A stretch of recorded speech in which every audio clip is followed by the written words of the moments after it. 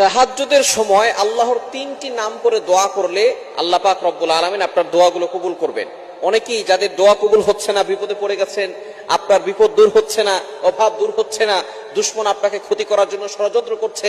যত ধরনের কষ্ট আছে, মেয়ের বিয়ে হচ্ছে না, সন্তান কথা শুনে না, ছেলের ভিসা হচ্ছে না, ছেলে বাইরে গেছে সেখানে কোনো কাজ পাচ্ছে না, যত ধরনের কষ্ট থাকুক না কেন, আপনি যদি তাহাজ্জুদের সময় এই শেষ সময় আল্লাহর কাছে দোয়া করেন, আল্লাহ পাক রব্বুল আলামিনের তিনটি গুণবাচক নাম করে আল্লাহ তাআলা আপনার সকল দোয়াগুলো অ্যাকসেপ্ট করবেন, কবুল করে নেবেন। আল্লাহ পাক রব্বুল আলামিন এই রাতের শেষ অংশে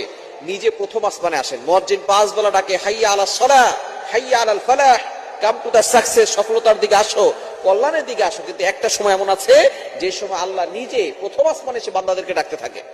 আলা মুস্তাগফিরিন ফাস্তাগফিরুল্লাহ, কে আছো গুনাহ করেছো ক্ষমা প্রার্থনা করো, আমি আল্লাহ তাআলা ক্ষমা করে দিব। কে আছো অভাবে পড়ে গেছো, আমি আল্লাহর কাছে বলো অভাব দূর করে দিব। কে আছো বিপদে পড়ে গেছো, আমি আল্লাহর কাছে বলো বিপদ থেকে উদ্ধার করে দিব। সুতরাং এই সময় আপনি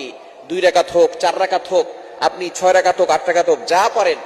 2 রাকাত করে নামাজ পড়বেন, তাহাজ্জুদের নামাজ পড়ার পরে এরপরে আপনি সিজদায় গিয়ে আল্লাহর গুণবাচক 3টি নাম, কেননা আল্লাহর গুণবাচক নাম করে দোয়া করলে সেটা কবুল হয়, নিজে বলছেন, কোরআন খুলেন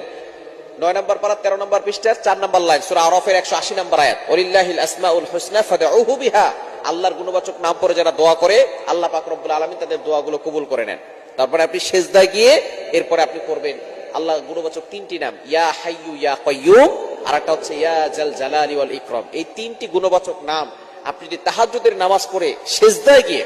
আপনি নামাজের ভিতরেও পড়তে পারেন অথবা নামাজ শেষ করে আপনি এক্সট্রা সিজদা দিয়ে সেখানে আপনি পড়বেন,